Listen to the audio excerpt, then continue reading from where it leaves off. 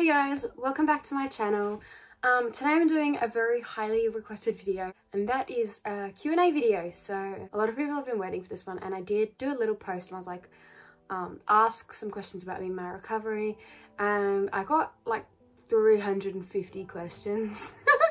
So I just chose a few, and if you want me to do a part 2 or like make a little series out of this, let me know in the comments and I can definitely do that because I've been looking forward to filming this. Also, sorry that I haven't posted in like 2 weeks. I've been really busy with school and like sports and stuff. So yeah, but I'm also going to be eating my brownie.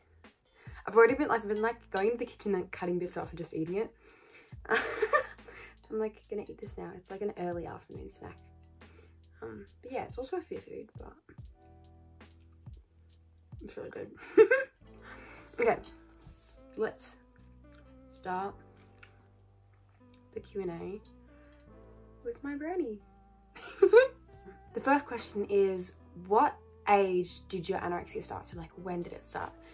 This is different for like literally everyone. Like, it starts differently for everyone and it starts for different reasons. But for me, it started about 2 years ago, 3 years ago. I was 13, and that was during lockdown. So I live in Australia, so by the way, if you didn't know, I live in Australia. So that was during like the first major lockdowns. I started experiencing some symptoms of my anorexia. Was there a special person / people who helped you along the way? Yes, definitely my parents and my sister, just like my actual entire family. So like my nan, my grandparents, literally cousins, everyone have been incredibly supportive and understanding, and I wouldn't have been able to do this without them. Like, without the support that they've provided for me, I wouldn't be here today without them. So I'm very grateful for them and to have people who are so supportive in my life. Love your family. They're probably watching, so what is your favorite show? I've been binge watching Gossip Girl actually at the moment. I was just watching it by myself in my room on Netflix, and then I like sat in the lounge room with my mum, and now my mum and my sister and I, and even my dad occasionally just sit and watch Gossip Girl. So it's really good. It's like addictive. Next question is, did you drink powdered Ensure for snacks when you left hospital? No, I didn't, because my treatment team want me to return to a normal life. That was the plan. Like, the goal was to be normal again, which is what we're still working towards. Not to say that I never will be. It's looking good. Like, it's looking very good in terms of full recovery. There was definitely conversations about me having Ensure instead of meals or something, but my treatment team just decided that that wasn't the best way to go, and that they've tried that with other people and it hasn't worked. So not saying it might not have worked for me, it's just it wasn't the best option. And I actually agree, because I think if I just drunk the Ensure or powdered Ensure or whatever supplement I was gonna have, I wouldn't be where I am, because I'd still be relying on those kind of things and not actually challenging my eating disorder. What was the turning point when you realized you needed to get help? Some people never realize they need help, like other people seek help for them. But I remember, I haven't had any of my brownie.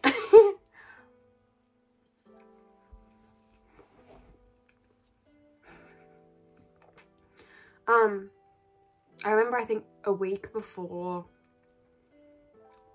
I went into hospital for the first time, I looked in the mirror before I had a shower and my stomach sunk. Like, I looked and I was like, oh my god, like, I look terrible. And I really did. Like, I looked so, like, I did not look healthy. Like, at least now I'm at a point where I'm in a healthy body, and I can look in the mirror and be like, okay, I don't love how I look, but I appreciate my functioning and healthy body and what it can do for me. But I realized that I needed help, because I couldn't climb 2 stairs without having to stop. I would wake up and fall over like as soon as I stood out of bed. And we were at like a family, not a family, it was like a little party after my dad's concert, because he is in an orchestra. Fun fact, my dad is in an orchestra, so After that, we went out to a dinner, literally like we usually do, and I just had a panic attack. And I remember we went home and I just broke down crying to my mum about everything and what was happening. And we booked into the doctor, and then yeah, I went and spoke to my doctor, my general practitioner, my GP, and then we went to my pediatrician, and then psychologist, and we kind of just went from there pretty much. When did you start to recover? So sort of around that time that I was talking about, like literally 2 seconds ago, I started recovering. I wasn't actually, I wouldn't say I personally wanted to recover. I was just being forced, not forced, but people were choosing recovery for me. I wasn't actively choosing it. So that was 6 months ago. And I would say I actively started choosing recovery a month or 2 ago, probably a bit more than that actually, maybe 2 or 3, but yeah, probably 3 months ago actually. And it's been incredible. It's been life-changing. Having some brownie because I'm just gonna forget. Does your family support you during your recovery? If yes, then did you ever feel like a burden? Yes to both of those things. My family are incredibly supportive. I think they felt a bit hopeless when I was struggling to choose recovery, when I was just in and out of hospital. They just felt like they couldn't do anything to help me, so they just learned as much as they could. It's actually, they've been like, it's insane how much effort they've put into learning about eating disorders and what they can do. And I do sometimes, like, still to, like, even on some days where I'm struggling, I still feel like a burden, because I'm like, oh, why am I always like this? Like, I just feel bad about me, but I know that, like, it's not my fault that I went through this. Like, I can't control that. But my family always remind me that I'm not a burden, which is very helpful. What's one piece of advice you would give to someone who struggles with an eating disorder? I've got so many like little tips that I just have like written in my notes, but I would have to say the bad days don't last forever, and you might have a string of bad days or a week of bad days or a month, but it's not going to last forever. And if you keep pushing through and you don't step off the road or step off the track that you're traveling on, you can do it. You will get through it. You can't let the bad days win, because when you let the bad days win, you let your eating disorder in. And we know that when we give our eating disorder a flame, it turns into a fire. So you just have to keep pushing through, even on the days that you don't want to. And I know, speaking from experience, there have definitely been days, like even this morning, something went wrong at breakfast and I couldn't have what I was planning to. And I just went back to my room, I lay in bed, I patted my dog, Missy, and then I went back out and I had something different. And that was a massive thing for me. And even though I'm, you know, further on in my recovery, there are still days where I struggle a lot. So you just have to keep going, really. How did you stop counting calories? Cold turkey. I went in, I deleted my app. My family blacks out nutrition labels. I chose different brands of foods that I didn't know the calories of. And I just stopped. Even when it was really hard and I wanted to go into the calculator and add things up, it was just about not doing that. You just had to keep pushing on, because knowing the numbers doesn't benefit anyone. It only benefits your eating disorder. So yeah, you gotta go in cold turkey, really. Why did you choose recovery? Because I refused to let my eating disorder kill me.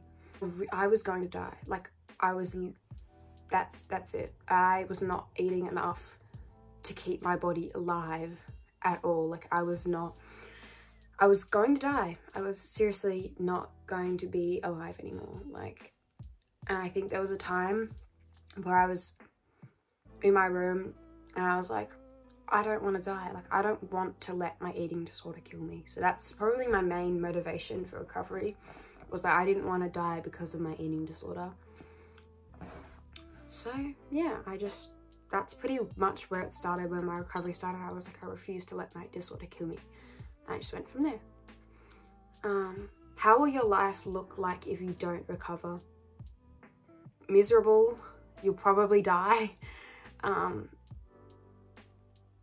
It's not a life. A life with an eating disorder is not a life. And choosing recovery is the hardest thing in the short term, but it's the most beneficial thing in the long term. And, you know, a year or so of pain and struggling for a lifetime free of an eating disorder, I think is definitely worth it. Why did you go to the hospital? Again, I was very close to dying. My body was starting to eat away at my heart, so my heart wasn't functioning properly.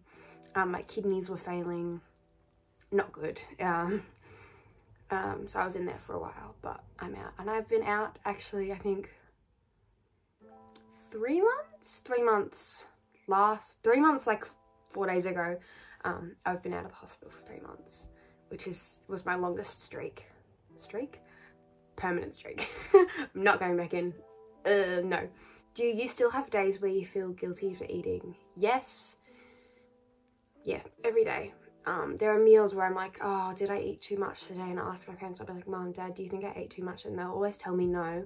Like, and that's the thing, because you're recovering, you can't eat too much. Like, and I'm also back into sports now, and I'm doing rowing, which is a very taxing, like, athletic sport, and it takes a lot of energy.